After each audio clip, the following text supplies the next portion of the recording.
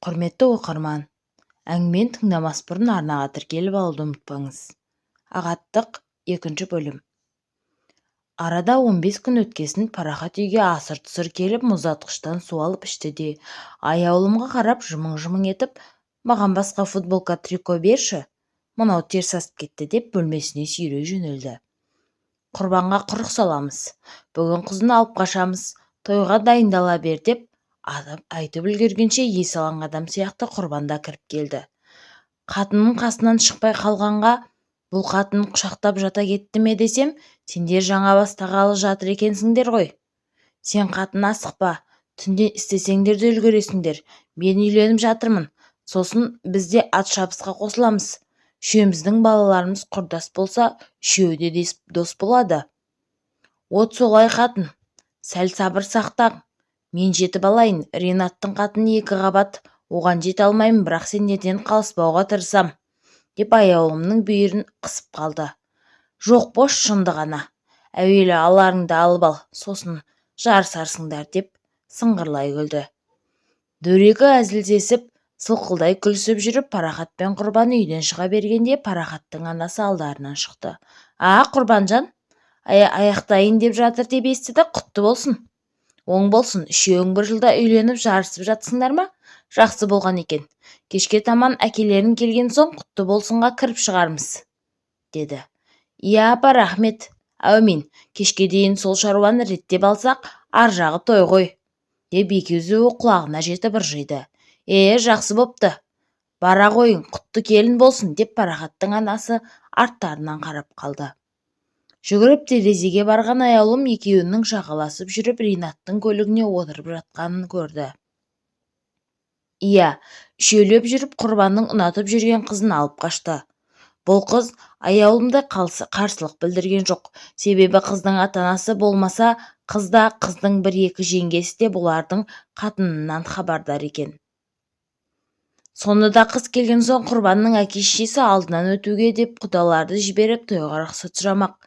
Әдеттегідей қуғыншылар келіп кеткенше мына үшеуі ауылдың шеттеріндегі кафелердің біріне бой тасалап, сол жерде кешке дейін отырып, сыралатып, ахаңдатып, құрдастарына телефон соғып шақырып, танитыны бар, танымайтыны бар, келіп кетушілермен ырың-жырың әңгімесімен кешті батырды. Қараңғы қоюланғанда Құрбанға телефон шалынды. Хабар айтып отыру үшін тапсырма алған інішектердің бірі телефон соғып, бәрі тыныш, қуғыншылар келіп кетті, дегесін бұлар асығыс көлікке мінді. Қазір ағайын тума дос-жаран құрдастар жиналады, вечер болады.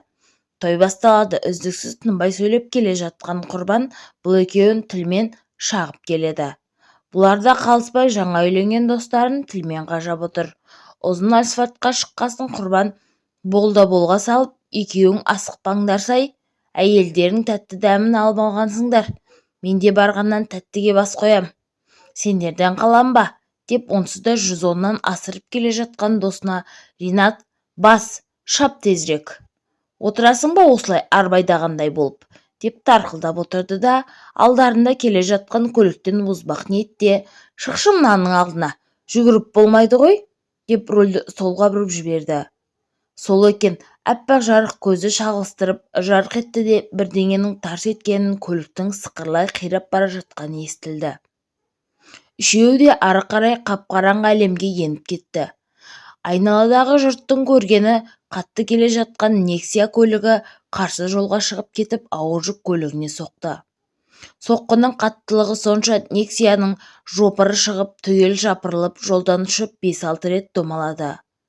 Жан-жақтан жүгірген адамдар жылдамдатып Нексияның ішіндегілерді шығарғанда, шопыр Ринат, шопырдың артында отырған Парахат тіл тартпай кеткен екен. Шопырдың қапталында отырған Құрбанның болар-болмас жаны бар еді. Күйеуін күтіп елеңдеп, ертеңгі болар тойды елестетіп, тәтті әсерге беріліп жатқан аяулымның көзі ілініп кетер еді.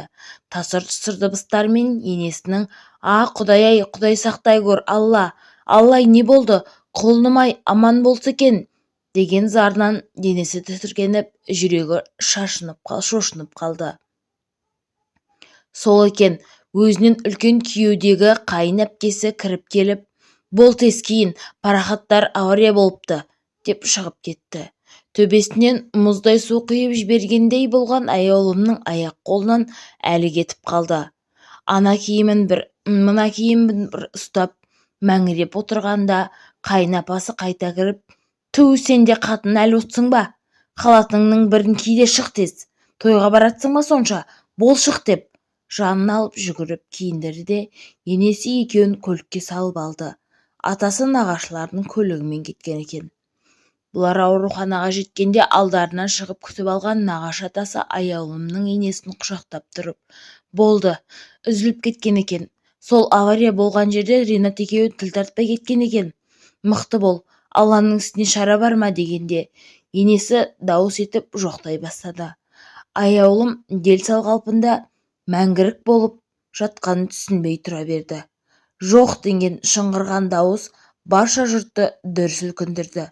Бұл Ринаттың келіншегі еді. Шыңғырып жіберген ол сол жерде талып қалды. Дәрігерлер жүгірісіп ішке келіп алып кетті.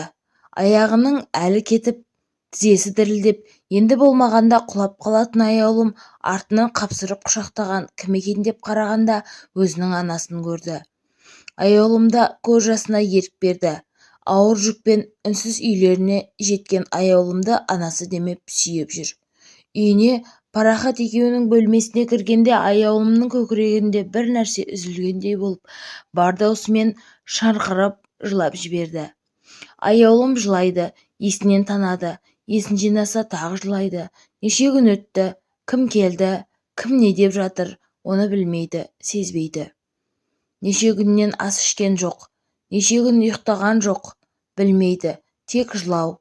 Жылай-жылай даусы шықпай қалды, бет-аузын жас жуып, екі бүктеліп аңырап қана отыр. Парахаттың 7 күндік садақасы өткесін ет жақын туыстары қалғанда аяулымның ары қарай қарайғы тағдыры не болмақ деген сұрақ туындады. Себебі бұлар құда болып құйрық май сасысқан жоқ. Тіпті аяулым мен Парахат заңды некеге отырып үлгерген де жоқ еді. «Осы үйде қала ма? Жоқ, үйіне кетуге рұқсат береміз бе? Онымыз қалай болады екен?» деген сұрақтарға жауап іздеді. Аяулымның әке-шешесі, Парахаттың туыстары жиналып, кім не дейді дегенде, бірінші Парахаттың үлкен әпкесі, «Бұл келінді көзге күйік қылмай үйіне жіберу керек.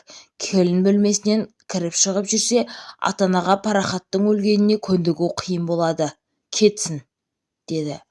Аяулымның анасы бірдеңе демек болып ұмсынып қалды да кейін үндемей қалды. Бәрі үнсіз. Қайынапаның сөзін құптағандай болып отыр еді. Ақтөбеден келген нағашы апалары, яғни Парахаттың анасының үлкен әпкесі сөз бастады. «Келін күйік болғысы келгеннен күйік болған жоқ. Балдардың ақмақтығынан осылай болды. Ішіп алып көлік жүргізгеннен болды. Иә, өлер адам өлді. Өлі аруақтың да қадір-қасиеті қашқан заманда олар да бір төбе болып қалар. Көп болса 1 жыл аза тұтармыз. Сосын өлгеннің артынан өлмек жоқ, тірі адам тіршілігін жасайды деп бәрін де ұмытармыз. Ал сол 3 ақмақтың артындағы ешқандай кінәсі жоқ мына бейшараларды кім ойлайды? Парахат та, Ринат та, өлім мен өмірдің арасында жатқан құрбан да соны ойлап па? Аяулым әлі 18-ге де толған жоқ. Ішінде 3 айлық баласы бар. Ринаттың келіншегі ғой 19-ға толған жоқ. Я өлі емес, я тірі емес, құрбанның тірі қалғанда ғана адам боп кетуі екіталай жағдайы анау. Ол әкелген қызды 4 күндері сол күні таңертең қайта алып кетті. Сонда да есік көрген қайтып келген деген атты өзіне жамап кетті. Біле білсеңдер, ақмақтардың құрттай ағаттығы 6 адамның өмірін төңкеріп кетсе, 60 адамды зарқақ сасып кетті. Хош, жақсы, өлер адам өлді. Мына аяулым тағдыры не болмақ? Бұл көтеріп үлгерді ме? Жоқ па? Белгісіз, ең болмаса баламыздан бір ұрпақ қалса, соған шүкіршілік етер едік. Ринаттың келіншегін ата-анасы жылына дейін жібермейміз деп отыр екен. Аман-есен босанып немеремізді көрсетсе, қызымыздай бағып тұрмыс құрам десе, немеремізді аяғына тұсау қылмай алып қалып, өз қолымыздай қызымыздай ұзатамыз деп отыр. Ал аяулым қайтпек? Түк күнәсі жоқ. Жұбайлық өмірді енді бастағанда жесір қалған бұл бейшарада не кінә бар? Бағы жанып күйеуге тисе, ана да болар, ене де болар, әже де болар. бірақ бұл енді қазақтың ырымы бойынша ешқашан абысын болып келіннің қолтығын сүйей алмайды, жеңге болып ұзатылар қыздың қасына ере алмайды, тұсау кеспіш шаша алмайды.